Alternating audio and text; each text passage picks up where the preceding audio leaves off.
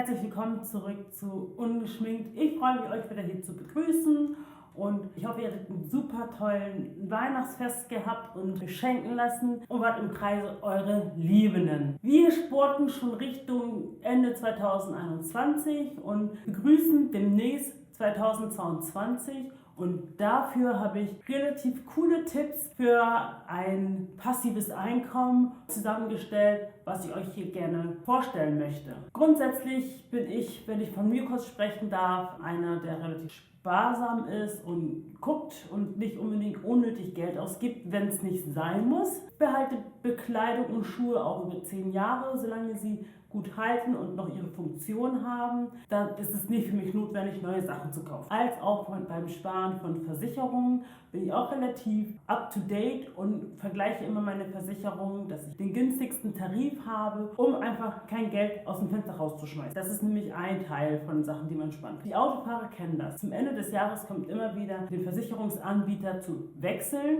Da lohnt es sich tatsächlich so ein bisschen mal zu gucken, meine Leistung, die ich da habe, kriege ich die irgendwo anders günstiger oder ist es sogar so, wenn man als Neukunde bei seinem jetzigen nochmal einen neuen Tarif nimmt und den Tarif wechselt, ob man einen Neukundenrabatt bekommt. Das lohnt sich tatsächlich, das mache ich jährlich. Das gleiche gilt auch für Telefonanbieter, Internetanbieter. Guckt, ob ihr da eventuell auch günstigere Tarife bekommt oder findet, wo ihr wechseln könnt. Beim Stromanbieter dasselbe Spiel. Tarifwechsel, wenn man mehrere Leute im Haushalt ist, kann man Hunderte von Euro sparen. Hunderte von Euros. Wer hat denn schon hier Geld zu verschenken, wenn man weiß, man kann das Geld irgendwie sparen und damit andere Sachen finanzieren, Projekte starten, sollte man das tun. Für diejenigen unter euch, die zu viel Geld rumliegen haben und nicht wissen, was soll ich damit tun? Lasse ich es auf meiner Bank oder packe ich es mir unter dem Kopfkissen? Ein paar Tipps hierzu. Ich habe Erfahrungen mit Peer-to-Peer oder Aktien oder ETFs gemacht. Fangen wir mit Peer-to-Peer an. Peer-to-Peer ist eine Plattform, wo du dein Geld hingeben kannst, die wiederum an andere Privatleute geben werden, zu einem lukrativen Prozentsatz. Heißt, Zinsen, die man dafür bekommt, dass man sein Geld verleiht, sind bombastisch. Eins muss man wissen, wenn man das Geld weggegeben hat und je nachdem, wie lang sein Zyklus ist,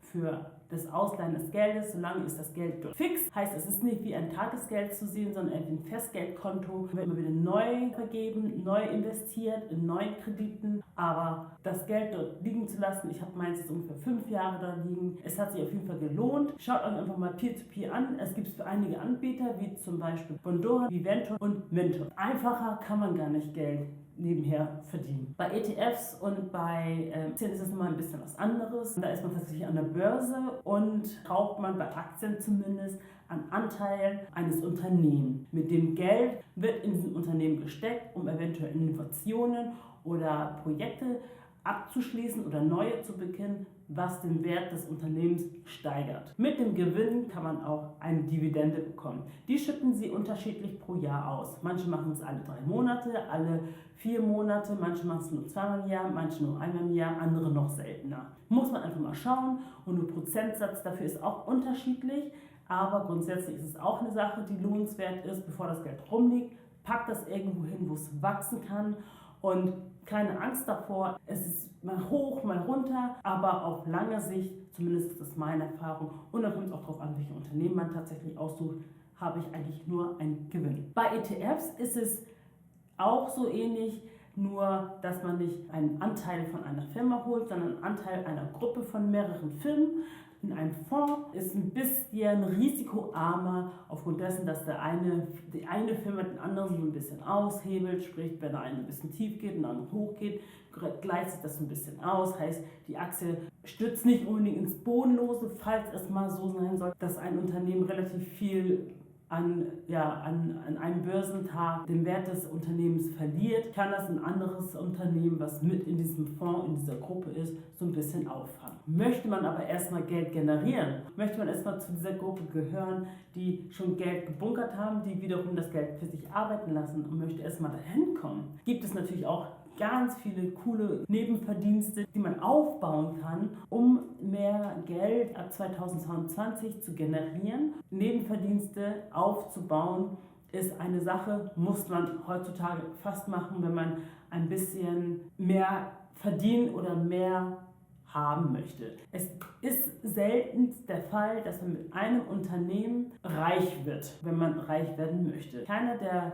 Multimillionäre, die wir kennen, machen das alles aus einer Firma. Die haben immer noch Zeithassels und verdienen mit unterschiedlichen Projekten, Sachen ihr Geld und in Summe sind sie zwar reich, aber das Geld kommt aus verschiedenen Quellen. Diese Quellen gibt es unter anderem auch für uns klein und auch in kleinen Bereichen, aber Kleinvieh macht auch Mist. Das sind diese Dinge, die ich denke, sollte man trotzdem mal machen, wenn man sich eine kleine goldene Nase verdienen möchte. Hast du eine große Wohnung und du weißt nicht wohin mit den ganzen Zimmern, dann würde ich echt anbieten, setz es direkt mal in Airbnb oder in Couchsurfing, in eine so eine Plattform auf jeden Fall, biete das Zimmer an, dass du es für wenig Geld oder für ein bestimmtes Geld oder irgendwie anbietest für jemanden, der vielleicht gerade kurz in der Stadt ist und möchte sich die Stadt angucken oder möchte aufgrund von Arbeit, dass er irgendwie Weekender ist, sprich unter der Woche in einer Stadt ist und am Wochenende nach Hause fährt, dass man den langfristig ein Zimmer bietet, wo er unter der Woche sein kann, er das Zimmer Geld verdienen lassen, wenn es da ist. Gibt es auch natürlich Wohnungen, die der eine oder andere hat, die leer stehen. Die Wohnung auch vermieten, lasst es bloß nicht leer stehen, packt es auf die Plattform. Viele Urlauber, gerade durch die Pandemie, reisen durch Deutschland und möchten Deutschland erkunden, möchten aber nicht unbedingt in ein Hotel absteigen, weil sie vielleicht mehrere Leute sind, möchten gerne autark sein, möchten kochen können und dann, wenn man eine Wohnung hat, bietet sich das perfekt an, das zu vermieten. Wenn wir noch bei der Vermietung sind, gibt es auch die Möglichkeit, Garagen, Freiflächen, die außerhalb rumstehen, auch zu vermieten. Da gibt es auch die Plattformen, die alle kennen, wie ImmoScout, Immo24, wie die auch alle heißen, oder eBay.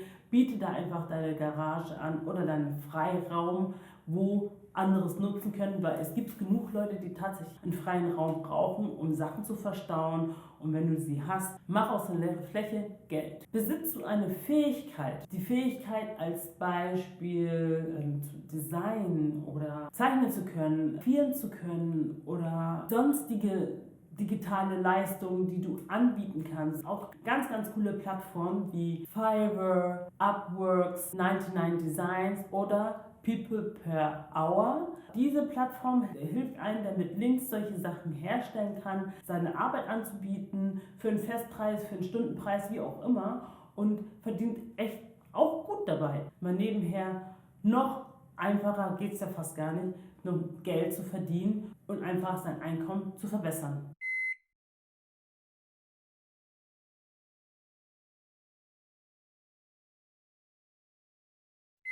Solche Plattformen wie Cashback ist einem sicherlich bekannt. Man kennt ja sowas ähnliches wie Payback, wo man praktisch, wenn man einkauft, das einscannt und seine Punkte sammelt und die wiederum in Produkte umwandeln kann bei bestimmten Geschäften. Gibt es auch die Plattform Cashback, die wiederum auch gewisse Produkte vertreibt. Wenn du was kaufen willst, ist es manchmal ratsam, dort zu gucken, ob du das Produkt dort auch bekommst. Bedeutet, kaufst du bei Cashback ein Produkt, wirst du mit Coins belohnt in so einer Art Punktesystem.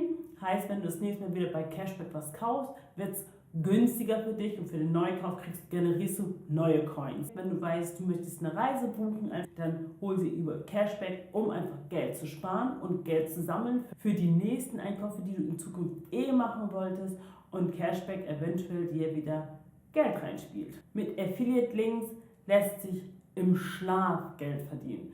Mit Affiliate-Links kannst du tatsächlich auch 1000 Euro und mehr pro Monat generieren. Bist du YouTuber, Instagrammer, Facebooker und hast einen riesen Fanbase, hast du natürlich dort die Möglichkeit, mit deinen Affiliate-Links super zu arbeiten. Bewirb ein gewisses Produkt, was du benutzt, setz einen Link rein, lass die Leute über diesen Link diesen Produkt erwerben und du wirst prozentual beteiligt. Je nach Unternehmen, je nach Plattform, wo du ein Affiliate hast, schwanken die Prozente, die du praktisch pro Kauf erhältst, zwischen 3 und 10%, was eine Menge ist, desto lauter klingelt deine Kasse. Also Affiliates lohnt sich für alle, die eine Hundertschaft und Tausendschaft und noch mehr Fans haben, mit denen sie interagieren.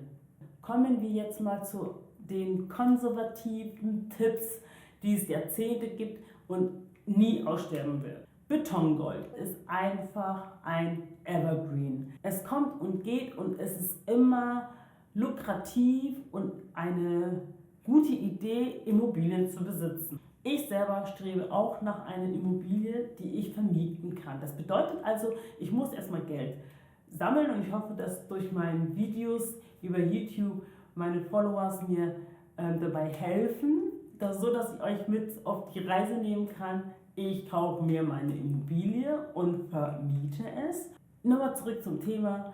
Immobilien ist eine super Anlage, aber man muss natürlich mit einer hohen Menge an Geld, an privatem Geld, um mit diesem Anteil an Geld Kredit zu bekommen und mit dem Kredit zusammen die Wohnung kaufen zu können. Mein Ziel von vielen Zielen ist, eine Wohnung zu kaufen, sie zu vermieten und mit den Einnahmen der Miete den Kredit mit abzubauen. Das ist nahezu genial, so Immobilien anzuschaffen, weil Wohnungen werden immer gebraucht, je nach Lage, kommt immer drauf an. Und wenn du die Chance hast, die zu vermieten und der Mieter trägt durch seine Miete den Kredit, besser geht's nicht. Dass man so an Immobilien nach und nach kommt, weil der Mieter einem hilft, den Kredit abzuzahlen. Es gibt aber auch ein paar risky Points, die ich heute auch erwähnen will und die auch erwähnenswert sind. Coins sind auch durch die Pandemie in aller Munde. 2008 war, glaube ich, Bitcoin der erste Coin, den ich so kenne, der auf den Markt gekommen ist, der praktisch als virtuelles Geld gilt. Damals, 2008, wo Bitcoin rauskam, man konnte mit 5 Bitcoins eine Pizza kaufen. Wenn man heutzutage weiß, wie viel ein Coin ist, war das eine sehr teure Pizza. Bitcoin ist eine neue Währung, die noch in den Kinderschuhen steht, aber immer mehr an Bedeutung gewinnt.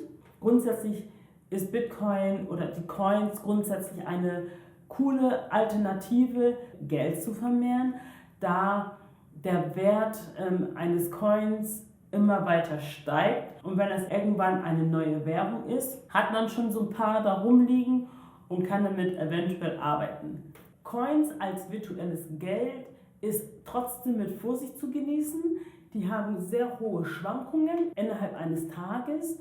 Mal steigen sie, mal fallen sie, mal steigen sie. Das heißt, wenn du gerade am Anfang bist, nimm nur das Geld, wo du weißt, du kannst es verlieren.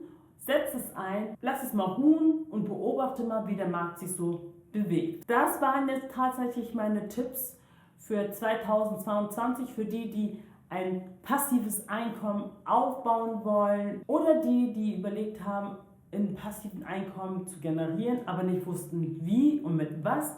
Hoffe ich, dass diese Tipps euch ein bisschen weiterbringen. Das eine oder andere, was ich euch hier vorgestellt habe, behilflich war, dass ihr ein bisschen reinschaut. Ich kann aus meiner Erfahrung sagen, dass bis auf die Immobilien, wo ich drauf zuarbeite, habe ich alle anderen Sachen selbst gemacht. Ich kann eigentlich nur Positives dazu sagen und ich konnte und kann immer noch damit passiv Geld verdienen. Ich freue mich auf jeden Fall, euch bald wiederzusehen. Habt auf jeden Fall einen gesunden, guten Rutsch in 2022. Nehmt die Tipps mit und startet durch in 2022. Werdet ein besserer Verdiener. Baut dir noch mehr Vermögen auf. Ich würde mich auf jeden Fall freuen, wenn ihr wieder dabei seid. Diese Sendung ist mein letztes auf jeden Fall für dieses Jahr. Ist ja schon fast geschafft. Lasst es euch gut gehen. Bleibt bitte gesund. Guten Rutsch.